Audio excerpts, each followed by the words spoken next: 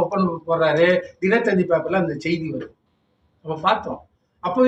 அப்பவே நமக்கு தோன்றுது, நிறைவடைகிறோம், போறோம், வரோம். அதுக்கப்புறமா எனக்கு தொடர்பு எங்க தொடங்குதுன்னா, தமிழ் பற்றாளர்கள் அங்க ஒரு அமைப்பு இருக்கு. பைந்தமிழ் பாசறைன்னு ஒரு அமைப்பு வந்து அங்க நடத்திட்டு இருக்காங்க எனக்கு முன்னோர்கள். தென்னவன் என்ற பேரு. அவரு என்னை அழைச்சிட்டு போயிட்டு பெருஞ்சித்தனார் என்ற அகச்சிறந்த தமிழகத்தினுடைய 3 பெரிய தமிழ் புலமையில தமிழகத்தை வழி நடத்தக்கூடிய தமிழ் பற்றாளர்களாக அப்பாதுரையார், மறைமலை அடிகளார், பெருஞ்சித்தனார், இந்த 3 பேர்ல ஒருத்தர் தான் அந்த பெருஞ்சித்தனார். இந்த கருணாநிதி, பெரியார், அவரு எல்லாரை காட்டிலும் மொழியில் சிறந்த ஆகச்சிறந்த மனிதர். அவரோட தொடர்பு ஏற்படுது. அங்க போயிட்டு 2 ஆண்டுகள் பயணம் பண்ணிட்டு நாம வெளியே வந்து என்ன பண்ணேன்னா, நான் படித்த இந்த படித்தெல்லாம் சொன்ன தெரியுங்களா, வரலாறுலாம் படித்தேன்.